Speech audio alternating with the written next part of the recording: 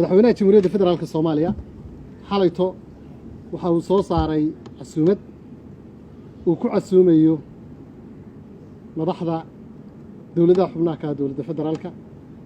in la isugu yimaado shir 22ka bishan Maarso oo ku beegan Isniinta. Shirku wuxuu ka dhici doonaa Afisiyoni Center xarunta Afisiyoni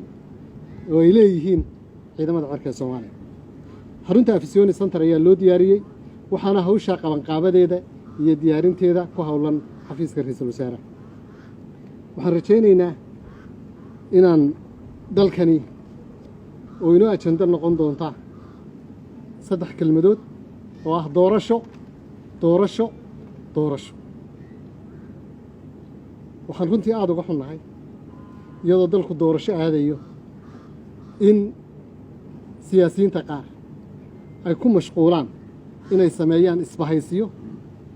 isbahaysiyadaasoo ah doorasho la dirir. isbahaysiyada doorasho la dagaalanka ama doorasho diidkaahi waxay inagu celinayaan jid qaldan iyo jid dib u dhac. waxaynu ka soo gudubnay caqabado badan.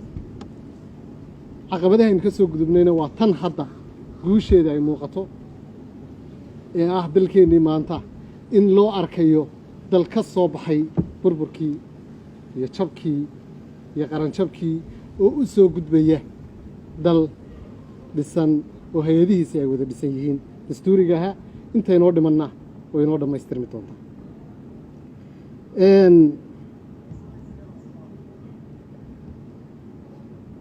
haddii aan halkaa ku nuuxnuuxsado dawladdu waxay diyaar u tahay in sida ugu dhaqsaa badan doorasho loo aado. sida ugu dhaqsaa badan 17 September heshiiskii waan haysanaa, labada aqal ansixiyeen, 16 February guddidii farsamadana waan haysanaa. waxaan rajaynaynaa in wixii ka dhiman la dhammaystiro. guddida farsamada anugaan guddoomiye ahaa waxaanu soo qorshaynay ajandaha shirka. wuxuu socon doonaa 2 maalmood, Isniinta iyo Talaadada. labadaa maalmoodna waxay noqon doonaan in lagu ayido oo lagaga wada hadlo sida loo dardargelin lahaa, loo ayidi lahaa 17 September iyo 16 February iyo madaxdu inay wada hadlaan oo ay sidii dalkani doorasho waadi lahaa ka wada hadlaan. waxaan rabnaa shacabka Soomaaliyeed inay dawladda ku kaalmeeyaan ducada iyo taageerada si aynu dalkani u noqdo dal qani ah oo shidaal leh oo barwaaqo ah oo maantaba soo dhacsaday oo xorriyaddiisii iyo madax bannaanidiisii ay meel fiican marayso. dawladdu waxay diyaar u tahay wherever meel kasta ha ahaato, xataa haddii la yidhahdo badda dhexdeeda kaalaya badda dhexdeeda waa imanaynaa si dalku doorasho waado. haddii la yidhahdo badda dhexdeeda ha lagu shiro, waxaan diyaar u nahay si dalku doorasho waado inaanu nimaadno. doorasho doorasho doorasho. waxaan rabaa inaan ku soo gebagabeeyo shirkaygan jaraa'id kiiskii Heeg yaalla. waa taqaanin kiis maxkamad ku jira lagama hadlo sababtoo ah waa maxkamad, waa garna laba qof kama wada qosliso, kama hadlayo. laakiin waxaan ka hadlayaa shalay warqad ka soo baxday dawladda aan jaarka nahay ee dariska nahay ee Kenya. warqaddu runtii waxay ahayd warqad aan ka turjumaynin ilbaxnimada dawladda. kiiska la isku hayo iyo waxa warqadda ku qornaa ismaayil ahayn. waxaan xasuustay markaan warqadda akhrinayay iyo sida ay uga qaadatay maxkamadda uga baaqatay dawladda Kenya. nin odaya oo weynaaday oo cimriyey ayaa wuxuu arkay nin dhalinyaro ah oo tacab ku jiro oo beer falayo oo markaa gabadh qurux badan oo u doonan tahay. markaa wuxuu rabay inuu gabadhii weli ma guursan oo gabadh buu rabay inuu ka qaado. markaa si uu isu muujiyo inuu nin dhaqaalena haysta yahay, nin indhabeel baa la odhan jiro, indho walla u ahaa, indhihiisuna fiiqan yihiin, gamuun buu geed ku soo taagay ama fallaan. markuu geedkii ku soo taagay ayuu wuxuu ku yidhi gabadhiisu uu isaga dhaadhiciyo inuu nin khatar yahay geedkaas waxa guntiisa ku taagan ma gamuun ku jabay baa ma fallaar ku ganan baa ma atoor gadoodaa geesii mid kaga tegey bal geedkaa waxa ku yaalla sheeg dadkii waa isugu yimaadeen geedka halkaa ku yaalla yaa garanaya waxa ku yaalla isagaa ku soo muday moogta dabadeedna ina keena buu yidhi waxaan tusayaa inuu nin khatar yahay oo indhafiiqan wax kasta arkaya intii ay sii socdeen baa soo intuu ka soo maqnaa hal geel ah baa geedkii iyo dadka dhexdoodii fadhiisatay gebgebtii iyo iswaalkii wuxuu guudka kaga dhacay hal fadhida gelgelishow ka sokaysa geedka sokadiisii hal weyn oo fadhida iyo dusha kaga dhacay ninkii lahaa gamuun geed ku yaallaan arka